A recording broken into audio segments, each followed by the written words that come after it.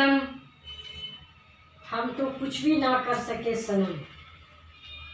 दोस्तों, सुनने में तो ये डायलॉग बहुत आसान लगता है, लेकिन आज हम अपनी इस श्रृंखला में एक गंभीर मानसिक बीमारी के बारे में बात करने जा रहे हैं। आइए वीडियो को शुरू करते हैं। तो नमस्कार साथियों, कृष्णा मिरेकल माइंड चैनल पे आपका स्वागत है। आज हम एक बहुत ही गंभीर मानसिक बीमारी के बारे में बात करने जा रहे हैं। इस बीमारी में एक ही व्यक्ति को दो फेज आता है।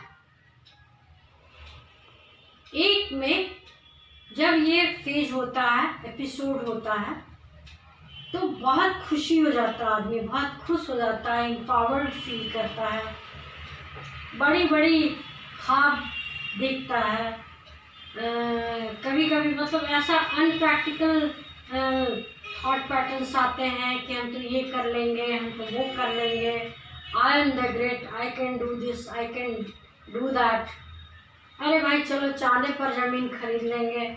मतलब ऐसी काल्पनिक बातें उनके दिमाग में आती हैं जो कि उनके मन को बहुत खुशी देती है और बहुत एनर्जेटिक महसूस करते हैं। ऐसे फेज में, इस फेज में व्यक्ति 2-3 घंटा सो के भी वो जब उठेगा तो एकदम फ्रेश फील करेगा, एनर्जेटिक फील करेगा और एक्टिव रहेगा, हाइपर एक्टिव रहेगा, सोचते रहेगा। लेकिन कहते हैं कि अति सर्वत्र वर्जित, अधिक कुछ भी अच्छा नहीं होता है।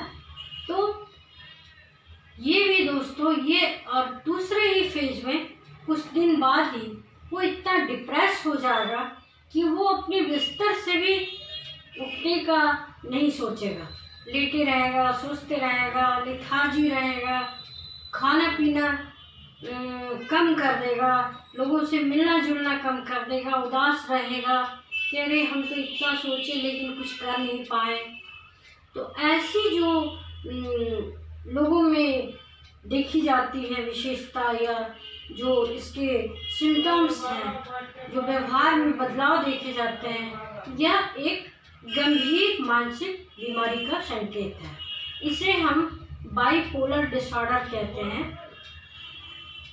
मानिक डिप्रेशन भी कुछ लोग कहते हैं कि एक ही व्यक्ति में, इस बीमारी में एक ही व्यक्ति में कभी मानिक फेज आता है जहाँ व्यक्ति बहुत ज़्यादा एक्साइटेड हो जाता है, हैप्पी हार्मोन, हैप्पी न्यूरोट्रांसमीटर बहुत ज़्यादा हाइपर एक्टिविटी हो जाता है। और दूसरे फेज में वो बहुत ज़्यादा उदास हो जाता है और कुछ सोच नहीं पाता है, स्ट्रेस हार्मोन का लेवल उसमें बढ़ जाता है। ऐसे ही लक्षण वाले मरीज को हम बाइपोलर डिसऑर्डर के मरीज कहते हैं। इसमें आम तौर पे आप अपने घर के आसपास जान पहचान लोगों में आप ऐसे व्यक्ति को देखते होंगे। आपसे हमारा निवेदन है कि उन्हें तुरंत से तुरंत किसी मानसिक चिकित्सक के पास ले जाएं, क्योंकि उसमें समझाने बुझाने से कोई असर नहीं होता है, कोई सलाह काम नहीं करता है, क्योंकि वो व्यक्ति अपने हार्मोन के हाइपर एक्टिविटी की वजह से, न्यूरोट्रांसमीटर के डिस्टर्बेंस की वजह से, असंतुलन होने की वजह से ऐसा व्यवहार करता है। इसके कुछ लक्षण और बताएं। इसमें क्या होता है कि जब वो मानिक फेज में होता है तो बहुत सारे डिसीजन वो एक्साइटमेंट में ले लेता है जो कि उसके बलबूते के बाहर रहता है। कई बार वो रॉन्ग फिनेंशियल इन्वेस्टमेंट कर देता है, कई बार वो किसी को बहुत ज़्यादा पैसे दे देता है, कई बार वो किसी के लिए बहुत ज़्यादा कुछ कर देता है जिससे बाद में उसको खुद और उसके फैमिली वाले को परेशानी होती है, रिग्रेट होता है। तो ये है माइनिक फेज। और दूसरा फेज जब वो होता है तो वो डिप्रेशन फेज होता है। डिप्रेशन में आप लोग उदासी होता है, जानते होंगे, पहले मैं वीडियो बना चुकी हूँ और इस वर्ड से आज तो सभी ऑलमोस्ट परिचित है। तो डिप्रेशन फेज में वही होता है कि स्ट्रेस हार्मोन और स्ट्रेस न्यूरोट्रांसमीटर में असंतुलन होता है, हाइपर एक्टिविटी हो जाता है स्ट्रेस हार्मोन का, जिसकी वजह से वो व्यक्ति बहुत उदास रहने लगता है। इतना उदास हो जाता है कि उदास और निराश हो जाता है कि उसको अपनी जीवन की वैल्यू ही नहीं समझ में आती है।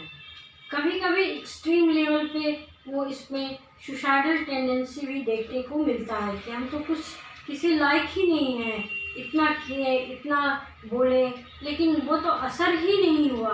हम लोगों का इतना भलाई किए, लोग बदले में मेरे लिए कुछ किया ही नहीं। इस तरह सोच सोच के वो परेशान होते हैं। यहाँ एक ध्यान देने वाली बात है कि यह साधारण डिप्रेशन से बिल्कुल ही अलग है। यह एक गंभीर मानसिक बीमारी है।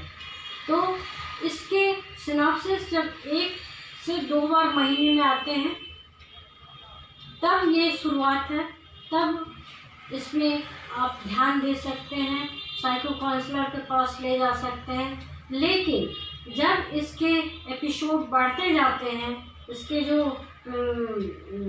दौरे बढ़ते जाते हैं कि 2 दिन खुश रहा, 2 दिन निराश रहा और महीने में 4-5 बार हो जाता है, शॉर्टली हो जाता है, तब ये बहुत ही चिंताजनक विषय है। ऐसे में आपसे अनुरोध है कि ऐसे व्यक्ति को चिन्हित करके उनके परिवारजन को, या अगर आपके घर में वैसा पीड़ित व्यक्ति है तो उनको तुरंत से किसी मानसिक चिकित्सक के पास ले जाएं, क्योंकि इसमें सलाह या साइको काउंसलिंग कोई काम नहीं आता है। वह व्यक्ति कुछ सुनने, सोचने, समझने की स्थिति में नहीं रहता है। इसमें कुछ मेडिसिन दिया जाता है, मूड स्टेबलाइजर मेडिसिन होता है जो डॉक्टर देते हैं और इसका इलाज लंबा चलता है। इलाज लंबा चलता है और धीरे धीरे करके व्यक्ति नॉर्मल हो जाता है। 6 महीने से 1 साल तक इसका इलाज चलता है। अगर आप शुरुआती दौर में ले जाएं तो जल्द ठीक हो जाएगा।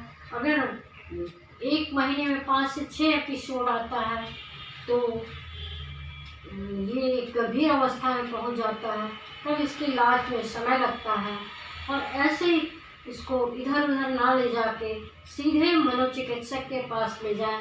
जनरल फिजिशियन भी इसको नहीं बता पाएंगे या ध्यान नहीं दे पाएंगे या ट्रीट नहीं कर पाएंगे, क्योंकि उनका ब्लड प्रेशर जो भी पैरामीटर होगा वो नॉर्मल आएगा, तो वो लोग बोलेंगे कुछ नहीं है, दिखाइए, कहीं ले जाइए।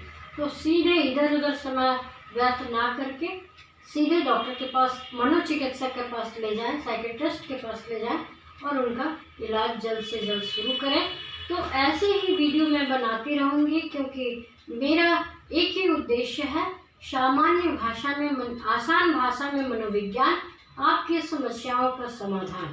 मैं मनोविज्ञान को जन जन तक ले जाना चाहती हूँ। मानसिक स्वास्थ्य के प्रति समाज को जागृत करना चाहती हूँ। यही मेरा उद्देश्य है, यही मेरा अभियान है। तो मेरे वीडियो को लाइक कीजिए, चैनल को सब्सक्राइब कीजिए और कमेंट भी कीजिए, क्योंकि आपके कमेंट मेरे लिए बहुत महत्वपूर्ण रहता है और वह मुझे उत्साह देता है और नए वीडियो बनाने के लिए। साथ ही दोस्तों, इसे साझा भी अधिक से अधिक करें। क्या पता अनजाने में आप कोई पुण्य हो जाए, आपके हाथों से कोई व्यक्ति सफ़र कर रहा हो और वो नहीं जानता हो, जान जाए और किसी व्यक्ति के जीवन में सुधार आ जाए, तो यह बहुत बड़े पुण्य का काम करेंगे। अतः इसे अधिक से अधिक लोगों में साझा करें। आज के लिए इतना ही, धन्यवाद। अगले वीडियो में मैं दूसरी मानसिक समस्याओं के बारे में बात करूँगी।